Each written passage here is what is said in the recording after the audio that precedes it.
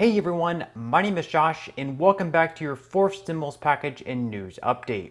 We have a lot of news to get into in today's video, but first, if you would like to receive one free stock from Robinhood just by opening an account, make sure to claim it by clicking my link, which you will find in the description box below.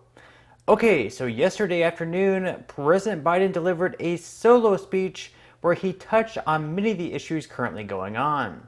One thing he talked about was Build Back Better, where he was asked if he would be willing to break up parts of the bill, since Manchin, of course, is no longer supportive of the entire bill. On your comment that you made that you're confident Yes. that major chunks of Build Back Yes. Better can pass, are you breaking it up? Does that Yes, it's clear to me that that we're going to have to probably break it up. I think that we can get, and I've been talking to a number of my colleagues on the Hill. I think it's clear that we would be able to get support for the $500+ billion for energy and the environmental issues that are there. Number one. Number two, I know that the two people who've opposed, on the Democratic side at least, support a number of the things that are in there. For example, Joe Manchin strongly supports early education, 3 and 4 years of age, strongly supports that. There is strong support for, I think, a number of the way in which to pay for these, pay for this proposal. So I think there is. I'm not going to negotiate against myself as to what should and shouldn't be in it, but I think we can break the package up, get as much as we can now, and come back and fight for the rest later. So Biden says that he believes parts of the bill could end up passing, such as climate change, in addition to early childhood education. And this, of course, means many of the other measures many Americans were counting on, such as the increased monthly child tax credit payments, most likely are now out of the window. Also, what was once going to be a bill costing over $2 trillion in total is now likely going to be under $1 trillion. That's quite a difference. Of course, passing this bill for many Americans is probably on the back burner as well. With inflation rising at 40-year highs, most Americans could use a break just by getting inflation under control. The president also touched base on that and what he sees happening in the months to come. Now, the second challenge we're facing are prices. COVID-19 has created a lot of economic complications, including rapid price increases across the world economy. People see it at the gas pumps, the grocery stores, and elsewhere. So here's what we're going to do. A critical job in making sure that the elevated prices don't become entrenched rests with the Federal Reserve, which has a dual mandate: full employment and stable prices. The Federal Reserve provided extraordinary support during the crisis for the previous year and a half. Given the strength of our economy and the pace of recent price increases, it's appropriate, as the Federal Chairman, Chairman Powell, the Fed Chairman Powell has indicated, to recalibrate the support that is now necessary. I respect the Fed's independence, and I've nominated 5 superb individuals to serve on the Federal Board of Governors, men and women from a variety of ideological perspectives. They're eminently qualified, historically diverse, and have earned bipartisan praise. And I call on the United States Senate to confirm them without any further delay. And here at the White House, and for my friends in Congress, the best thing to tackle high prices is a more productive economy with greater capacity to deliver goods and services to the American people. And a growing economy where folks have more choices and more small businesses compete, and where more goods can get to market faster and cheaper. Also yesterday, as expected, Republicans used the filibuster to block Democrats from passing their bill dealing with voting rights. This was to be expected, as Republicans have expressed unanimous objection to these types of bills. Now that Democrats have faced the reality that voting rights will not pass without first nuking the filibuster, all eyes are now turned once again to Joe Manchin and Kyrsten Sinema, both who once again have been firmly against doing so. And yesterday, for what may be the final nail in the coffin, Joe Manchin obliterated all hopes of nuking the filibuster in order to pass voting rights bills. Watch. The United States Senate has never in 233 years been able to end debate on legislation with a simple majority vote. With a simple majority vote, have never been able to end debate. Could not stop a debate. Robert Byrd used to say 2 things a senator can do. A senator has a right to amend and a right to speak. He always said that. In fact, prior to 1917, there was no mechanism for ending debate in the Senate whatsoever. Couldn't end it. In that year, the Senate adopted a cloture rule. It required that debate to end when 2/3 of the voting senators willed it. Since then, the cloture rule has been amended 7 times, always by regular order. I hear all these things we're talking about, but we forget a lot of the things are done with regular order. Just recently, Senator Schumer, Senator McConnell, basically the debt ceiling. They did that using the rules. You didn't break the rules to do that. You did it. You worked it out, which is the leadership's responsibility. It means that the Senate has followed its own rule book when making changes that affect legislative debate. We've changed rules we've all talked about how many times rules have been changed. We've changed them, but we've changed them with the rules. We didn't break the rules to change the rules. But all of a sudden now we just can't do it anymore. Just got to blow it up.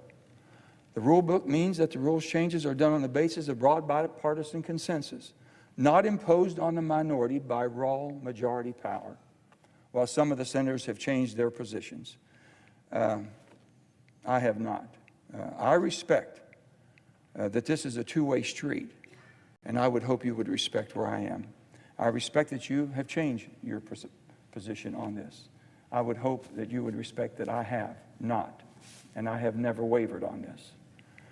I do not and will not attack the contents of the character of anybody who's changed their position, and I would hope you would give me the same opportunity and not attack mine. Allowing one party to exert complete control in the Senate with only a simple majority will only pour fuel on a fire of political whiplash and dysfunction that is tearing this nation apart, and you don't have to look very far to see how we're tearing ourselves apart. I can tell you, every part of this country, people are divided now. It used to be that we couldn't talk about religion at the supper table. Now you can't talk about politics. It's truly become a blood sport, and it should not be that way. The rest of the world's looking at us. They're depending on us. They're looking for guidance. They're looking for some stability. If we do this, there's not going to be any check on the executive branch. Bob Byrd was scared to death of not having a check on the executive branch. Even when the executive branch was part of his own party being a Democrat, he always said, I do not work for the president. I work for the people of West Virginia. And he made very sure of that. And he made sure that every president knew that. And he made sure he held them accountable, and they weren't going to steamroll over him. The filibuster plays an important role in stabilizing our democracy from the transitory passions of the majority and respecting the input of the minority in the Senate. Contrary to what some have said, protecting the role of the minority, Democrat or Republican, has protected us from the volatile political swings that we have endured over the last 233 years. The role of the minority is what ensures the policies of our nation have input from all corners of the country. We must never forget this is a Senate made up of 50 states, 100 senators, blue states and red states. For those who believe that bipartisanship is impossible, we have proven them wrong. In the last several years, we have made historic investments in our nation's public lands, passed trillions of dollars in COVID-19 relief, and finally invested in rebuilding our nation's infrastructure. These critical pieces of legislation have had significant impacts on Americans across the country. They were passed with broad bipartisan support. We can do it again. We truly can. We can make it easier to vote. We must. We can make it harder to cheat. I think we can. We've heard from our Republican colleagues who basically agree with us on that. We can reform the Electoral Count Act, which is what caused the insurrection. We agree on that. We can fix that. We never witnessed, so we'll never have to witness another January 6th. It was such an absolutely deplorable stain on this great country of ours. And we can protect local election officials from harassment and intimidation by making them federal crimes. We can do that, and I know we can do that together. I'm going to leave you with this. In May 2010, just a month before Senator Robert C. Byrd died, he died in June of 2010. This was a month before. Senator Byrd was asked by then Chairman Senator Chuck Schumer of the Rules Committee, I believe at that time, to testify about the filibuster before the Senate Rules Committee because of his unsurpassed knowledge on this subject. And Senator Capito knew him well too. She knows how he would pontificate at times with us. But he would say, Senator Byrd began by quoting James Madison. He said, Madison said that the purpose of the Senate was first to protect the people against their rulers. Secondly, to protect the people against the transient impressions into which they themselves may be led. And that the Senate serves as a necessary fence against such dangers. Senator Byrd testified that the right to filibuster anchors this necessary fence.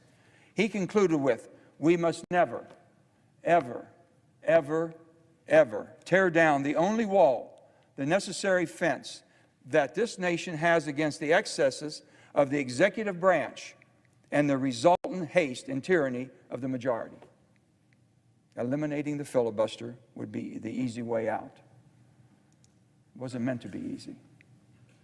I cannot support such a perilous course for this nation when elected leaders are sent to Washington to unite our country, not to divide our country. We're called the United States, not the divided states. And putting politics and party aside is what we're supposed to do. It's time that we do the hard work to forge the difficult compromises that can stand the test of time. And that's what we're here. 233 years. Think about it.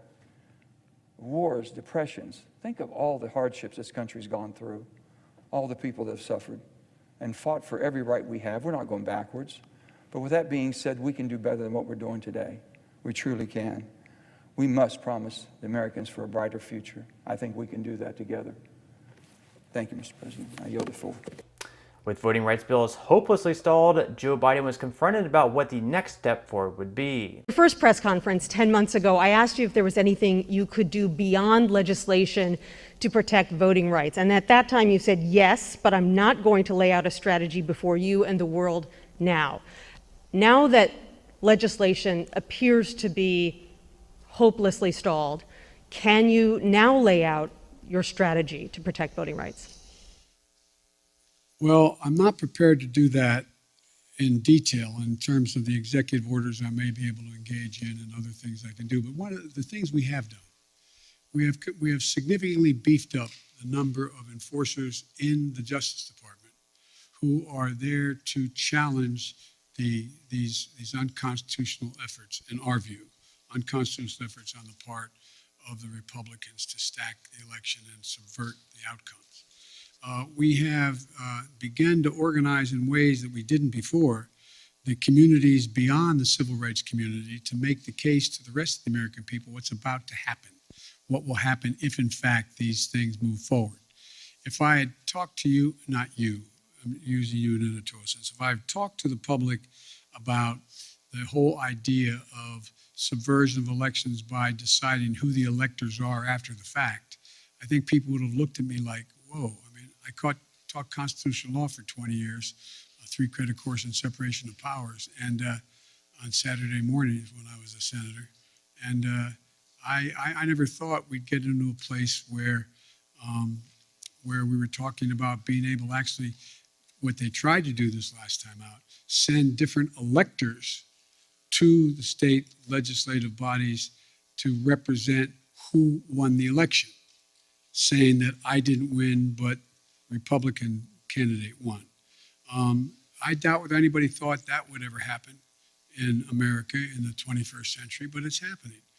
And so I guess what I'm saying is, Nancy, is that I think that there are a number of things we can do, but I also think we will be able to get significant pieces of the legislation, if we don't get it all now, to build to get it so that we get a big chunk of the John Lewis legislation as well as the Fair Elections Policy.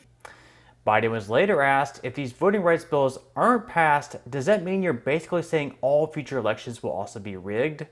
This would be interesting considering many Republicans, including Donald Trump, have been beat up on for calling the last election stolen. Speaking of voting rights legislation, if this isn't passed, do you still believe the upcoming election will be fairly conducted and its results will be legitimate? Well, it all depends on whether or not we're able to make the case to the American people that some of this is being set up to try to alter the outcome of the election. And it's one thing, look, maybe I'm just being too much of an optimist. Remember how we thought not that many people were going to show up to vote in the middle of a pandemic? We had the highest voter turnout in the history of the United States of America. Well, I think if, in fact, no matter how hard they make it for minorities to vote, I think you're going to see them willing to stand in line and defy the attempt to keep them from being able to vote. I think you're going to see the people we're trying to keep from being able to show up, showing up and making the sacrifice that needs to be made in order to change the law back to what it should be. But it's going to be difficult. I make no bones about that. It's going to be difficult. But we're not there yet. We've not run out of options yet, and we'll see how this moves. So it's hard saying how long Democrats will drag these voting rights bills out before eventually realizing they're just not going to pass. The only alternative, perhaps, would be to create some type of bipartisan bill with Republicans. But again, are voting rights really the biggest concerns for Americans right now? In my humble opinion, most likely not. But on that note, I'm going to go ahead and wrap up this video. Again, if you would like to receive one free stock from Robinhood just for opening an account, make sure to go ahead and claim it by clicking my link in the description box below. So once again, I hope that everyone has a great and safe rest of their day. And as usual, I'll see you in the next video.